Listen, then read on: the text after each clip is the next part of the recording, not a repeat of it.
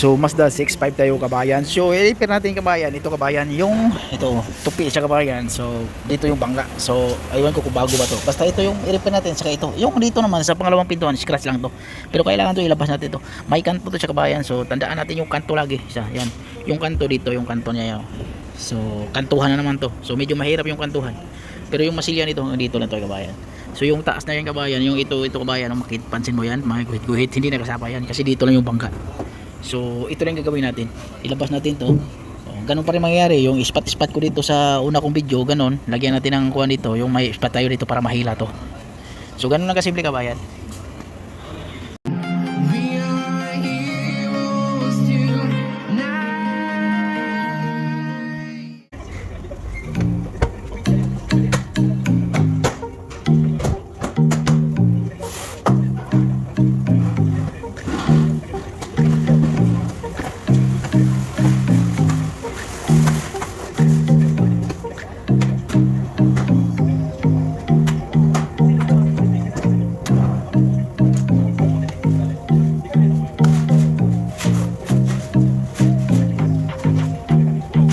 Yan, ito yung gamitin ko kabayan. Kung gamitin ko para matanggal yung pintura kasi yung mga pumasok hindi malilihan ng ganito. So hindi, tapos mahina dito siya kabayan. Hindi katulad dito kasi pangalihan to yan. So ito, hanggang kusinti lang tayo dito.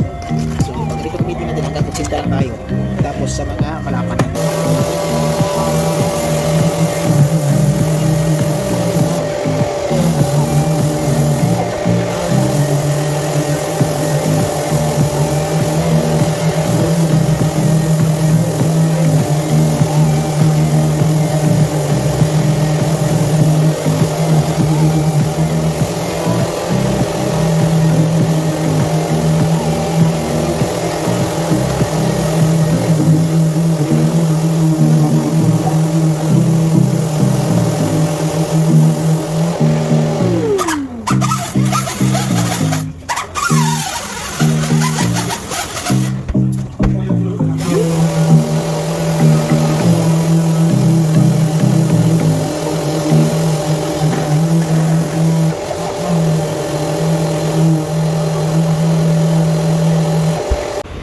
So kabayan, sitting ko na kabayan. So nilagay ko na yung para sa wiring, walang problema pag mag-spot ka ng welding. So ito yung gagamitin ko.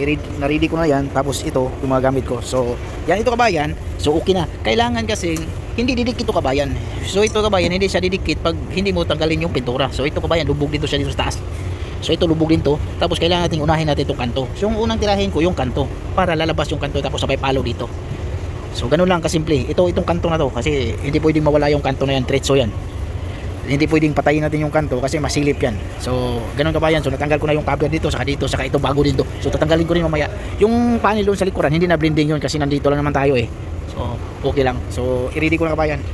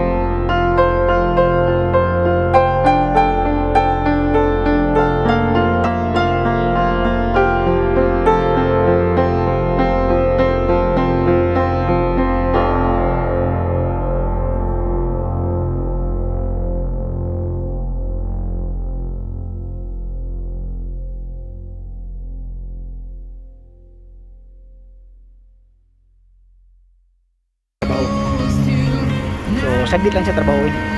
Pero yun nga, yung materialis ang mahal kasi kabayan. So, ganun kabayan. So, ganun lang kasimple. Lihain ko yan. Ito, yung mga itim na to. Kailangan tanggalin natin lahat yan. Pag hindi matanggal yan sa pagliham, kailangan natin na i-sandblast. So, ganun kadali.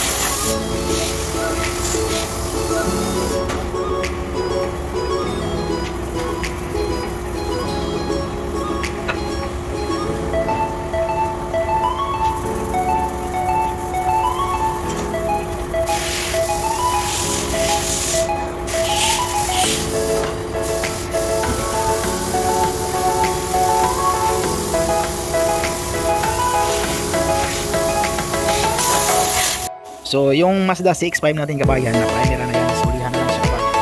So ilihan na lang siya, tapos tutuan na siya. So yung linya buhay dito, yung linya kabayan, tapos yan, yung linya dito, okay yan. So perfect siya kabayan. Mazda CX natin kabayan, so i-symbol ko na ngayon.